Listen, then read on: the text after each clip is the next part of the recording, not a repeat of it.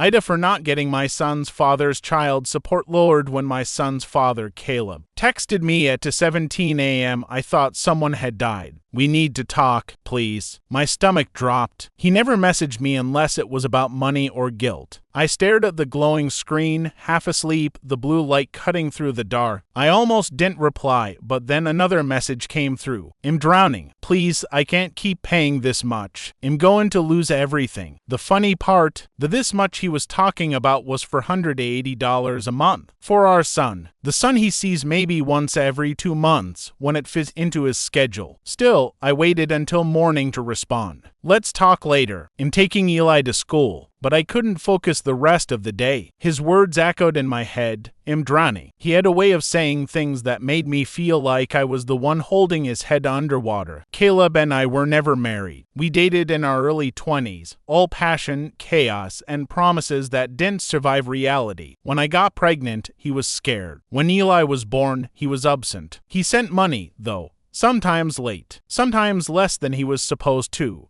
but enough that I didn't take him to court until Eli was 5. By then, I was exhausted, working 2 jobs, living off instant coffee and guilt, trying to explain to a little boy why his dad only visited on special weekends. So yes, when the judge set that child support order for $180 a month, I felt relief, not victory, just relief that for once, something wasn't negotiable. Now, 3 years later, Caleb claimed he couldn't afford it anymore. He said his hours were cut, that rent was killing him, that his girlfriend just lost her job. Can you talk to the court? He asked. Just tell them we're working it out, maybe they'll reduce it. He said it like it was nothing, like my agreeing would fix everything. But all I could think about was how Ella's shoes were too small again, how his backpack zipper had broken, how he just turned down overtime because Eli had a fever and no one else to watch him. So I said, I'll think about it. He sighed. You always say that. The next week, he showed up at my apartment, unannounced. Eli was at school, and Caleb stood at my door with his old charm, that boyish grin that used to make me forgive him for everything. He held a takeout coffee for me like that erased years of disappointment. Can we just talk? He said. I let him in. I always do. He started talking fast, about how he was behind on bills, about how the system was unfair, about how he wanted to do right by his son but couldn't breathe financially. Then came the line I'd been waiting for.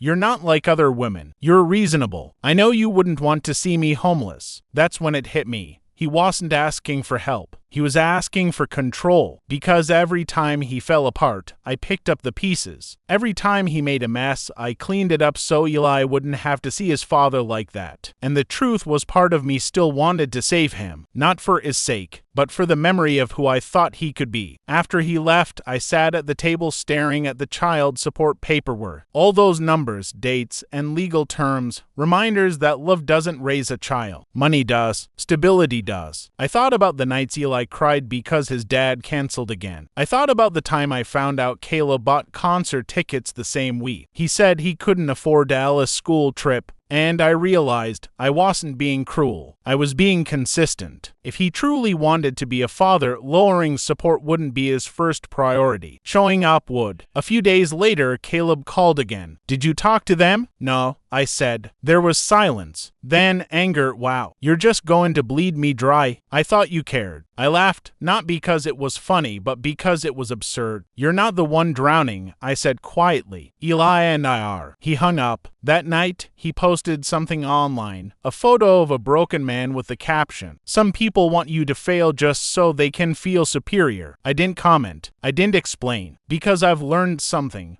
The people who scream the loudest about fairness are usually the ones who never carried the weight in the first place. A month later, I got a letter from Child Services. Caleb had officially filed to reduce his payments. The letter said I could attend a hearing if I wanted to contest it, and I did. In court, he looked nervous. Smaller somehow. He said all the right words, that he loved his son, that he was trying, that he wanted to provide, just needed a little breathing room. When it was my turn to speak, I stood up and told the judge, he says has drowning, but has the one who keeps jumping into the same water and calling for me to pull him out. The judge denied his request. Caleb didn't look at me when he left the courtroom, and for the first time in years, I didn't feel guilty about it, because I finally understood Helping him wouldn't help Eli. It would only teach him that his father's comfort mattered more than his own child's needs. So, aitah for not getting my son's father's child support lowered. Maybe in his story, I'm the villain, the cold ex, the one who won't let him breathe. But in mine, I'm the mother who stopped mistaking guilt for kindness and realized that protecting my son means not saving the man who never saved us. Part 2. The price of being the villain. 2 months after the court hearing, Caleb's tone changed completely. No more late-night texts, no pleading, no fake apologies, just silence, the kind that hums beneath your skin, the kind that feels like a storm waiting to break. At first, I thought had finally accepted the decision. I thought maybe he was getting help, getting his life together. Then Eli came home from a weekend visit with his dad. He dropped his backpack by the door, kicked off his shoes, and said in the smallest voice,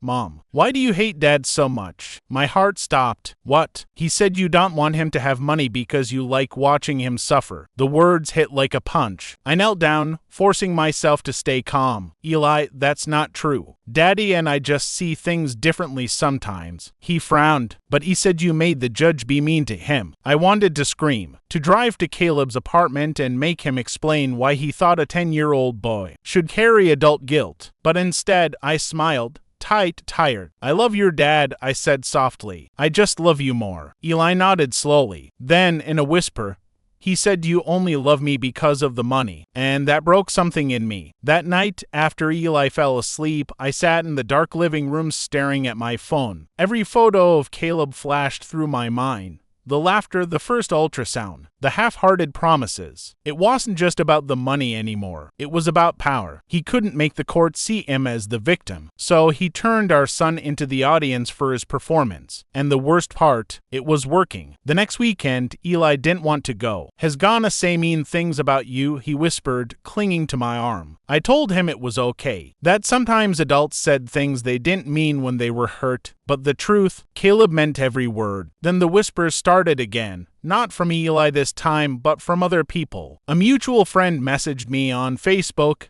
"Hey, not my place, but Caleb's been posting some stuff. Are you okay?" I opened his page from a burner account. There it was, a long, self-pitying post about absent mothers who weaponize the system. He wrote, "Some people forget that fathers have feelings too, in just trying to survive, but I guess punishing me is more fun than co-parenting." Over 100 likes. Comments like "Shall regret it one day" and "Stay strong, brother." My hands shook as I scrolled through. There were even photos, pictures of him and Eli together, captioned "Despite everything, has my reason to keep going." He made himself the hero, and me, the invisible villain. One night, after a particularly tense handoff, I finally confronted him. "You need to stop," I said. He smirked. "Stop what?" "Using Eli to get sympathy. Lying about me online." He crossed his arms. "I'm not lying. You're the one making things hard. All I'm doing is surviving. You're poisoning our son." He laughed then. A low, bitter sound. "Poisoning him? You already did that when you took him away from me. He lives with me because you chose not to show up," I snapped. "Oh,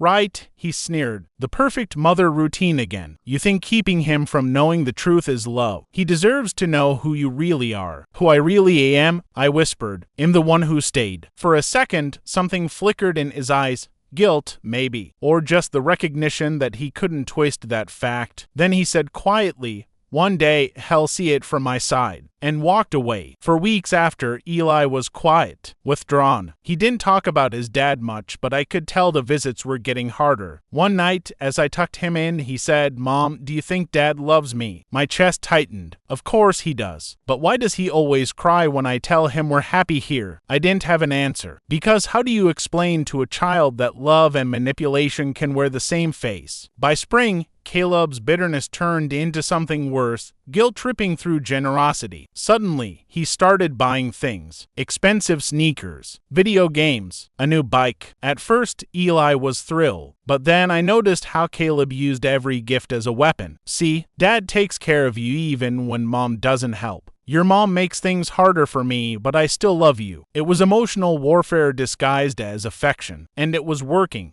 Eli started pulling away. He stopped telling me about his weekends, stopped asking me to read him bedtime stories, and I realized I was losing him. So I did something drastic. I signed both of us up for family counseling. At first, Eli resisted, said it felt like school, but slowly he opened up. He told the counselor about the things his dad said, about the confusion he felt. One session, he looked at me with tears in his eyes and whispered, "I don't know who to believe." That broke me more than anything. The counselor gently explained that it wasn't his job to choose, that both his parents loved him, even if they had different ways of showing it. But afterward, I cried in the car for an hour, because I realized Caleb had succeeded in his goal. He didn't want Eli to love him more. He just didn't want Eli to love me without guilt. A few weeks later, Caleb missed a payment again, then another. I didn't chase him. I didn't call. I let the silence do the talking this time. He messaged me once, a single text, "You won. Hope you're happy." I didn't reply, because this was never about winning. It was about protecting a little boy from becoming collateral in his father's pride war. It's been nearly a year now. Alice lighter, happier. He still sees his dad sometimes, but I made sure it happens through proper channels. No more secret guilt trips, no more manipulative surprises. And sometimes when I see Caleb's face on social media, smiling beside a new girlfriend, pretending has changed, I feel nothing. Not anger, not pity, just peace, because I've learned that you don't need to punish a man like Caleb. You just need to stop saving him. So, aitah for not getting my son's father's child support lowered. Maybe to him, it'll always be the villain. But sometimes the villain is just the one who finally said no more. Part 3. When truth finally comes home 15 years. That's how long it's been since the courtroom, the arguments, the social media wars, and the endless tug-of-war over love disguised as duty. Eli turned 25 last week, has tall now, with the same serious eyes he had as a boy. Eyes that used to flicker between me and Caleb, like he was trying to decode who the villain really was. For a long time, I thought I'd lost him. After he turned 16, he started staying with his dad more often. I didn't fight it. I thought maybe time could fix what I couldn't. But time doesn't fix lies. It just lets them grow quieter, deeper, and more convincing. A few days after his birthday, Eli called me. His voice was steady, but there was something heavy behind it. "Mom, can I come over? There's something I need to talk about." My heart stuttered, that familiar mix of hope and dread. "Of course, honey. Dinner's at 7. When he arrived, he stood in the doorway for a long moment, looking around the house like he was visiting a memory instead of a home. He didn't hug me right away, just nodded, polite. He looked exhausted, not just physically, but soul-tired. The kind of fatigue that comes from realizing your entire foundation might have cracks. We ate mostly in silence. I asked about work, about friends, about the girl had been seeing. He gave short answers, his eyes focused on the plate. Then, without looking up, he said, "Dad's sick." My fork froze. What kind of sick? Cancer. Late stage. The air left the room. Caleb, the man who once seemed invincible in his stubbornness, was dying. I swallowed hard. "I'm sorry, Eli." He nodded slowly, then looked at me. "I've been spending time with him. Trying to, I don't know, make peace, maybe." "That's good," I said softly. "Has still your father." He hesitated, "Yeah, but that's kind of the problem." He pushed his plate away, rubbed his temples, and whispered, "He told me things, Mom. About you, about the money, about how you made him out to be a bad guy." I stayed still. I'd waited 15 years for this conversation, but somehow I still wasn't ready. He continued, "I used to believe him. I really did. But then I found his old messages, screenshots from his Facebook, texts he never deleted, and I realized he lied." He looked up at me, eyes glassy. "He made you the villain so he could live with himself." My throat tightened. "Eli, you don't need to." "No," he said, shaking his head, "I do. Because I spent years hating you for things you never did. I thought you wanted to keep me from him, but you were just trying to keep me safe." The silence after that was heavy. All I could do was reach across the table and take his hand. He didn't pull away. Later that night, we sat in the living room. He told me more. about Caleb's loneliness, his regrets, his half-apologies wrapped in self-pity. He said he wanted to tell me the truth before he dies, Eli said quietly. He told me he loved you once, that he ruined everything because he couldn't stand being the one who failed. I didn't know whether to cry or laugh. Your dad was complicated. Eli smiled faintly. Yeah, that's one word for it. He leaned back, staring at the ceiling. You know what's weird? I don't even hate him. I just wish he hadn't made everything so hard. I nodded. That's the thing about some people. They mistake control for love. He looked at me then, really looked, and said, I think I finally understand what you were protecting me from. A week later, Caleb died. Peacefully, they said. I didn't go to the funeral. Eli didn't ask me to, but he came over afterward, holding a small box. He wanted you to have this, he said. Inside was a photo, the three of us, from Ella's second birthday. Caleb's arm was around me, his eyes bright, his smile real. On the back, in faded ink, were 5 words. I wasn't always the villain. I don't know if it was an apology or an excuse. Maybe both. Months passed. Eli started coming by more often. Sometimes for dinner, sometimes just to sit in silence. One night, as we watched an old movie together, he said, you know, I think I used to hate that you never talked bad about him. I smiled softly. Why? Because it made me think you were hiding something. But now I get it. You were protecting me from having to pick sides. I reached over and squeezed his hand. That's what mothers do, Eli. We carry the ugliness so our kids don't have to. He looked down, his voice breaking. I wish I'd seen that sooner. That night, after he left, I sat by the window holding the photo, and for the first time in years, I didn't feel like the villain, not the bitter ex, not the woman who won. Just a mother who chose peace over revenge, and finally got it back. Because sometimes the truth doesn't arrive with fireworks. It arrives quietly years later in your grown son's eyes when he finally says, I understand. And in that moment, every sleepless night, every cruel word, every sacrifice finally means something. You weren't the villain. You were the one who stayed when it mattered most.